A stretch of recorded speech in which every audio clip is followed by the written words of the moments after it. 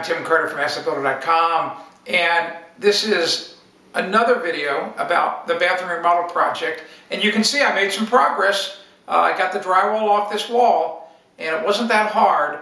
And you know, I'll tell you about how it's done. There's all different ways to take drywall off, but let me show you something. Come here a minute, come a little closer. So this particular drywall, they had attached it with just regular drywall screws, and they're about 16 inches on center. And right here, down here a little lower, you can see where this was a seam between two pieces of drywall, because here's two screws, over here's two screws.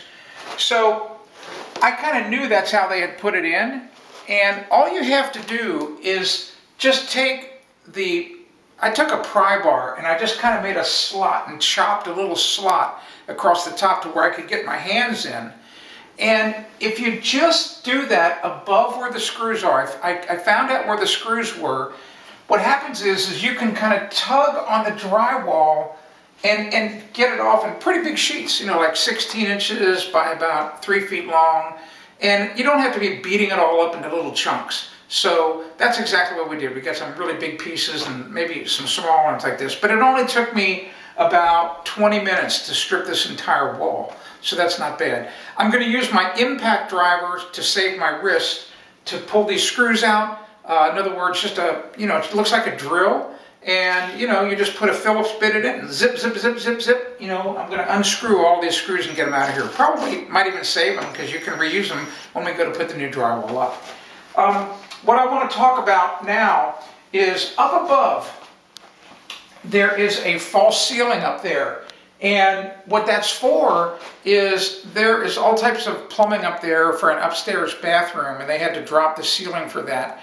And I found all kinds of surprises up there. The biggest thing I found, and it's really kind of disappointing, is the previous builder, the builder who built this house, they had an exhaust fan for this bathroom, and they used that really cheap, chintzy, flexible hose for the venting purposes.